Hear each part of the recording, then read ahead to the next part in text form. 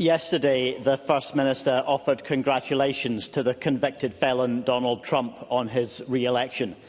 Writing officially on behalf of the Scottish Government, he wrote that he is sure Scotland's cultural and social ties with the US will flourish during the presidency of a misogynist, a climate denier, a fraudster, a conspiracy monger, a racist, a far-right politician who tried to overturn an election result both covertly and by inciting violence. Words fail me. What social and cultural ties does the First Minister really think will benefit from a relationship with such a man? And more importantly, what has the First Minister done so far to reach out to the marginalised and vulnerable people whose lives are most directly threatened by a second Trump term? First Minister. Presiding Officer, I have a duty as First Minister of Scotland to engage with other governments and to represent the people of Scotland in that process. And as part of that duty, I wrote the letter in question that Mr Harvie cites.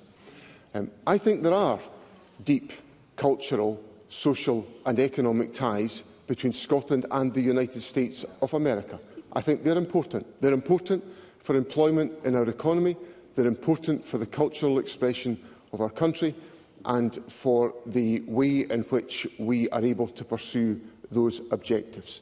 So, whilst there are very clearly, because of what I said before the presidential election, very big real differences in expression and in priority and in way of life between me and Donald Trump, I cannot deny the existence of links between Scotland and the United States, and regardless of the presidential choice in the United States, I want to maintain good relationships between Scotland and the United States.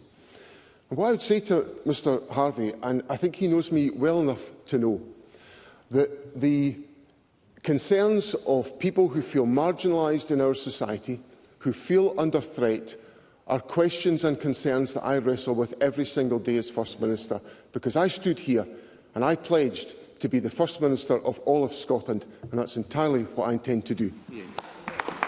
Patrick Harvie.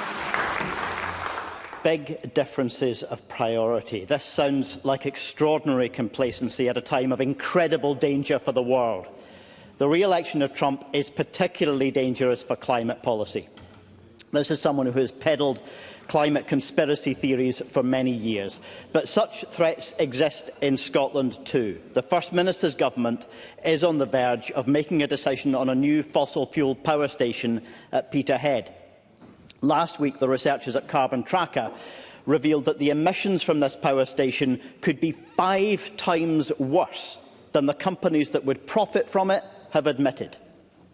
The First Minister has the power to demand a new environmental impact assessment to make sure these companies come clean about the pollution their scheme would cause.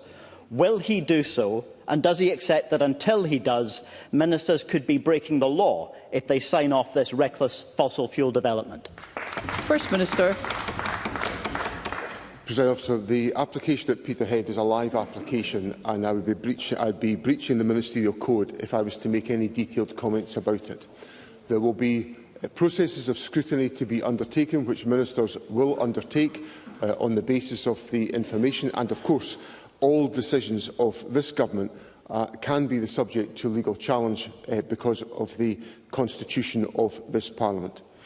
This government takes incredibly seriously the obligations that we have on tackling climate change. The Net Zero Secretary steered through Parliament on Tuesday the final stages of the Climate Change Targets Bill, and the Government, of course, is considering all of the issues in relation to the tackling of climate change in the budget priorities that we take forward. And I assure Mr Harvie of our absolute determination to do so. No change of government in the United States is going to change this government's attitude about the imperative of addressing the climate emergency.